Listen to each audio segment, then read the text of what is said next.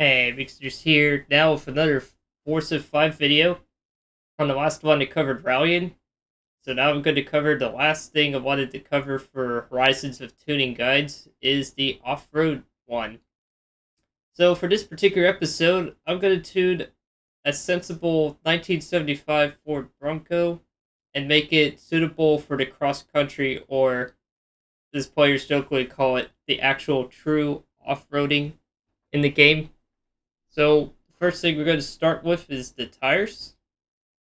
Normally, what I do with the tires is there's two schools of thoughts. You could do rally tire, which is not a bad choice, or you could do off-road race tire. Now, for the cross country, you're better off actually, for the most part, doing off-road race tire because of the tread. As you've noticed, when I go from rally, which is right, let's see if I can get a better shot at this. It's always hard to get a good angle with these tires. The rally, you've noticed, at least on the sidewall and tread a little bit right here. You go from that to off-road.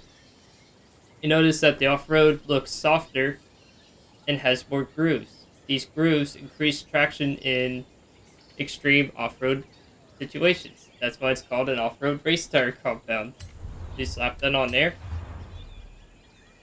Usually, I've noticed is that, like with most tuning guides, is increasing the tire width always increases traction. Sometimes you don't always want to do the max diameter, but in this case I'm going to. Another thing I've noticed is in this particular edition of Forza, not just for looks but also for practicality reasons, sometimes it's okay to increase the rim size just a little bit if it's like below, say, 16-inch rims. I think in practice this helps a little bit with handling response to a point. You don't want to be ridiculous and put, for instance, 21-inch tires, 21-inch rims in the tire, because you lose the effective width when you go from 14 to 21. If you notice, the circumference of the tire changes dramatically when you go from 15 to 21. So in actuality, it's probably best to start with, like, say, 17s on the front, and the same things on the rear. As you notice, it also increases the weight. I'm going to increase that to 17 as well. Normally, I don't increase rim size, but in this case, doing so can actually occasionally help with certain builds. Platform and handwind is the same, just like in all other videos. Maximum brakes. Springs and dampeners, there's only one choice for this one, and it's easy. Just put rally springs. I don't know why they don't have a dedicated off-road one, but you just put rally springs in. Trust me, you'll need the extra clearance.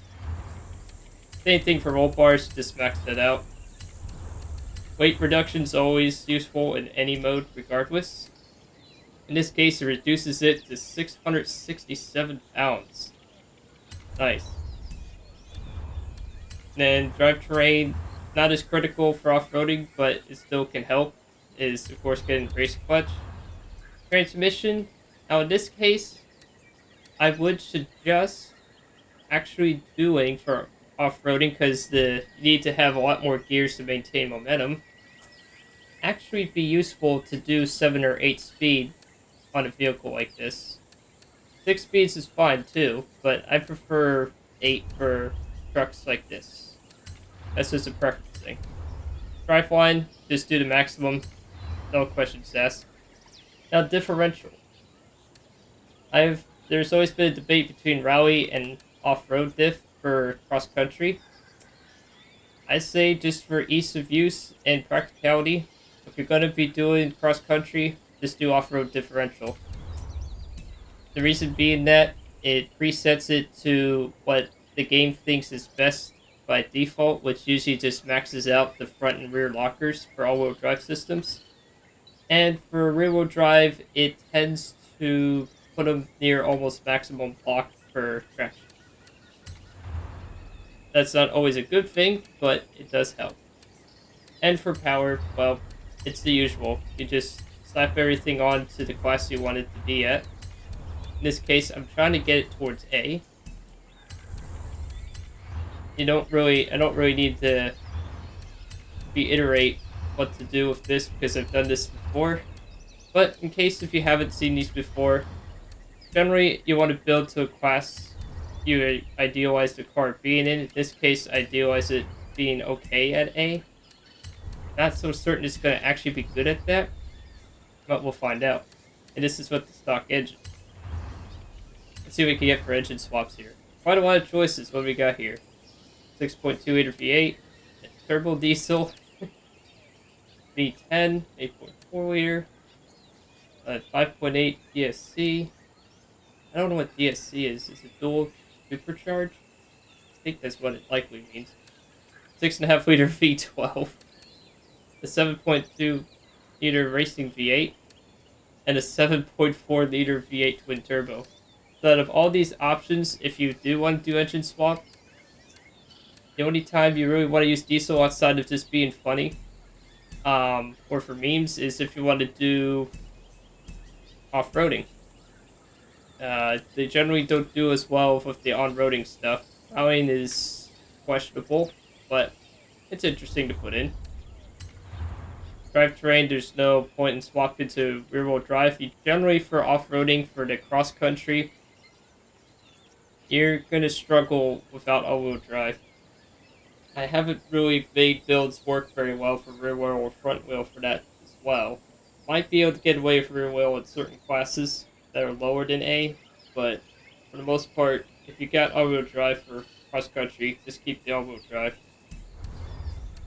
Aspiration, well, you only can get a supercharger. You generally want more torque for off-roading in the cross-country series than horsepower, which is more useful for rallying. You want to be able to maintain momentum, because there's a lot of jumps and bumps in cross-country.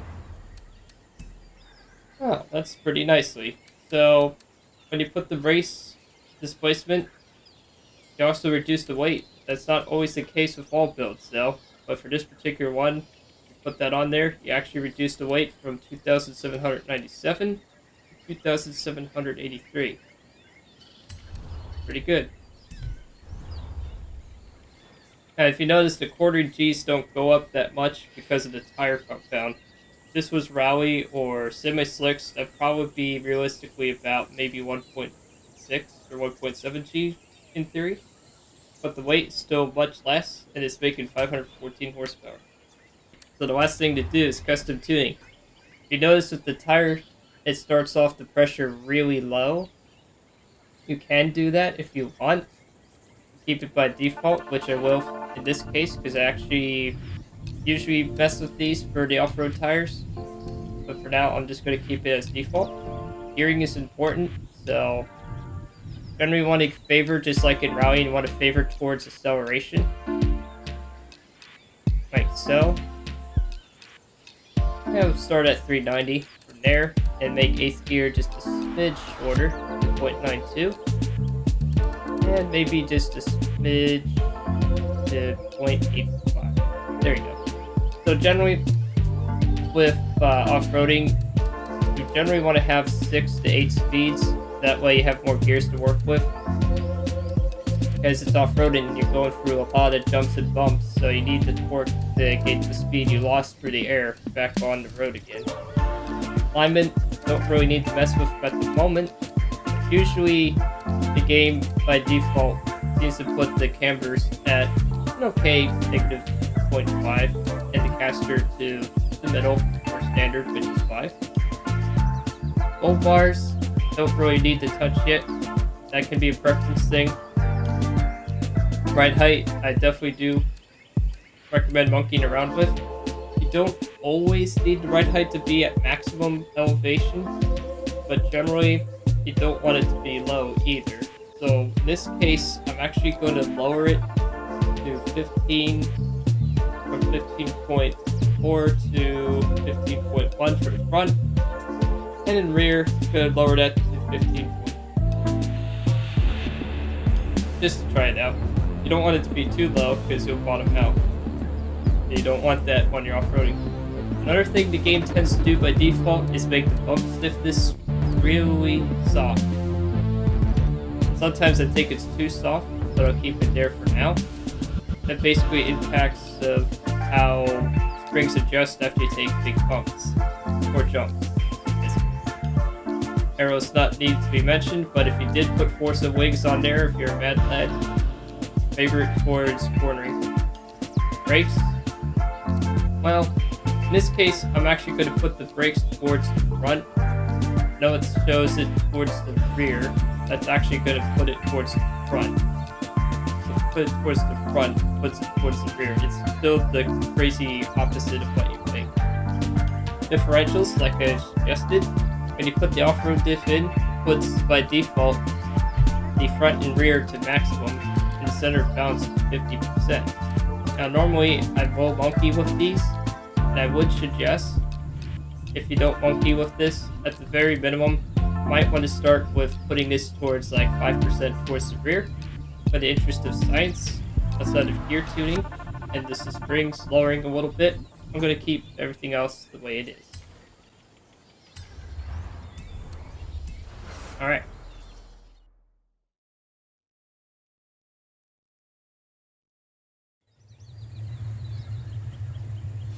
Alright, so I'm gonna go to a cross-country race, and I'll see you there. Alright, so, arrived at the race, so let's get to it.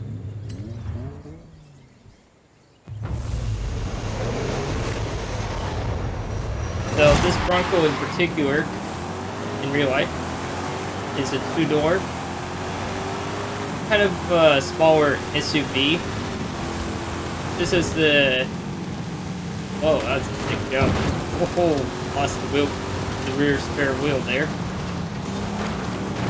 But I was going to say, oh, in real life, the Ford Bronco, for its time, was actually quite popular, though more often in the non-two-door configuration. But it had a cult following, and a lot of people hold it into high regards these days. They're actually starting to go up in value because of its flexibility, and the fact that it's very simple and easy to work on, unlike certain vehicles today. And as for the tune itself, it's actually not doing too bad. Definitely has the grip that I'm looking for. You will be doing a lot of shifting when you put more than 6 gears on any vehicle. But as you see, even without me really monkeying much about the minus spring thing and changing the brakes, not bad. Could be better though.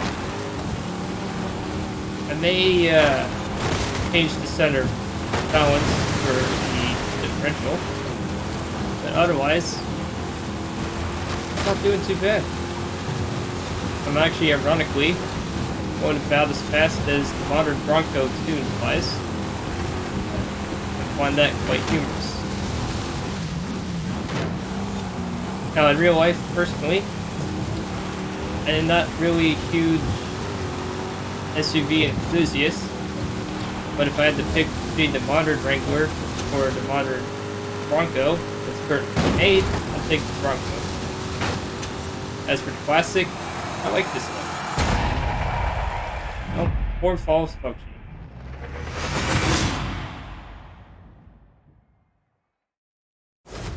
Nice easy win.